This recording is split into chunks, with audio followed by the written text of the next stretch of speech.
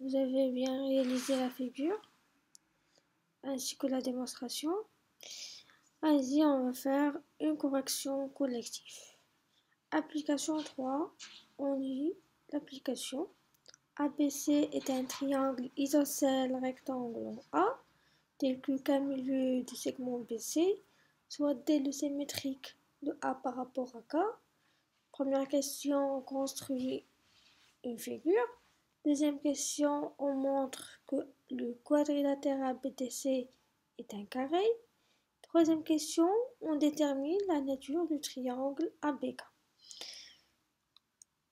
Bon, voilà la figure. Donc, on a ABC, un triangle isocèle et rectangle en A, d'après le codage. Voyez, on a un angle droit et on a deux côtés de même longueur. K, milieu du segment BC, voilà. Toujours le codage nécessaire. Ensuite, on construit le point D symétrique du point A par rapport à K. Voilà, signifie quoi? C'est très bien, vous voyez le codage signifie que K, milieu du segment AD. Voilà, et on relie les points C, D et B entre eux pour construire le carré qu'on demande de démontrer. Alors, la figure est bien claire. Alors, comment maintenant on démontre que le quadrilatère ABDC est un carré? Tout d'abord, on doit le démontrer que c'est un parallélogramme. Donc, comment on va faire? Donc, on utilise les données citées dans l'application. Donc, on a ABC est un triangle isocèle rectangle en A, tel que K milieu de BC. Donc, déjà, on a un milieu. Je réfléchis un peu, j'en ai besoin d'un autre milieu pour parler des diagonales. Voilà, donc le deuxième milieu, d'où vient bien sûr de la symétrie centrale du centre K. Donc on va dire que ABC est un triangle isocèle rectangle A, tel que K milieu du segment BC. Voilà. Et on a D le symétrique de A par rapport à K. Signifie quoi? Signifie que K milieu du segment AB. Et on sait que si les diagonales d'un quadrilatère ont le même lieu, alors c'est un parallélogramme.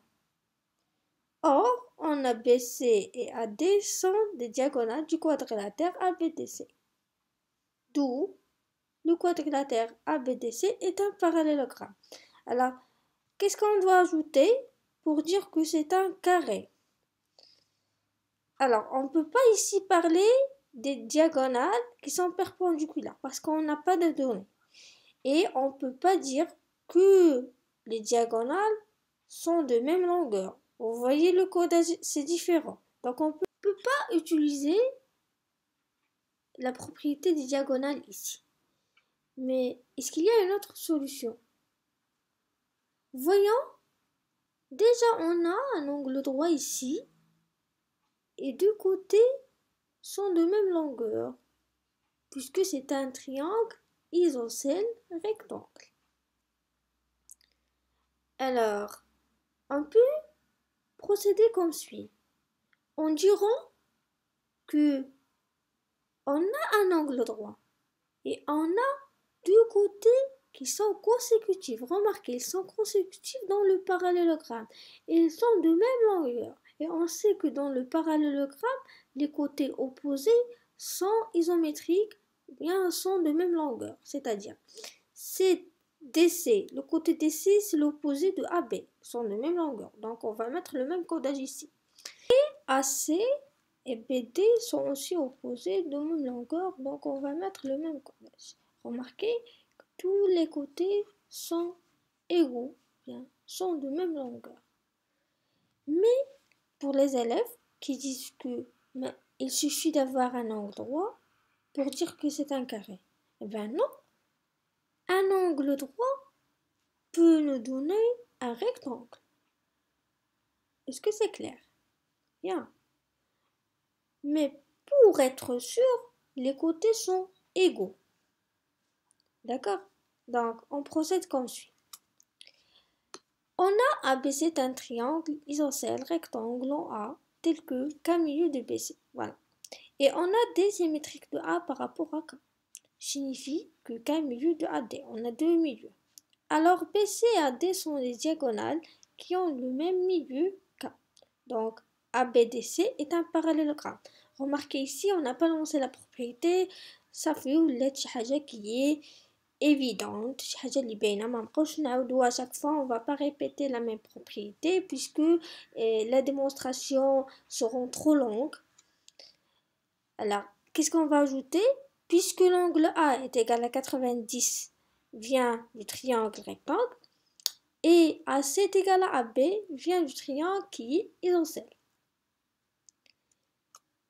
Et comme les segments AB et AC sont deux côtés consécutifs du parallélogramme ADBC, donc on a parlé ici des côtés qui sont consécutifs, donc ABDC est un carré ayant deux côtés consécutifs et un angle droit. On a mis ici entre parenthèses, alors c'est une propriété du carré qu'on a utilisée.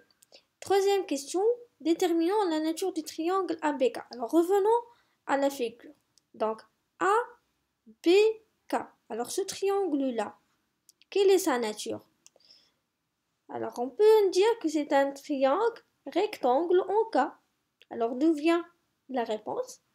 Déjà, on a démontré précédemment que ABDC est un rectangle, sachant que les diagonales d'un carré, on a démontré que ABDC est un carré, en sachant que les diagonales d'un carré sont perpendiculaires, c'est-à-dire AK et KB sont perpendiculaires, d'où c'est un triangle rectangle en K. Alors revenons.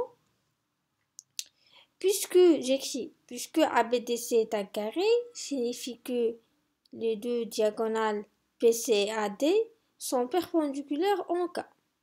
Donc, AK, la droite, AK perpendiculaire à la droite BK. D'où ABK est un triangle rectangle en K. Et c'est fini, le cours est terminé. Je vous remercie pour vos réalisations que vous avez partagées avec moi dans les commentaires. J'ai essayé de répondre le maximum possible. Et attendez maintenant une série que je vais partager dans le groupe. Je vous remercie.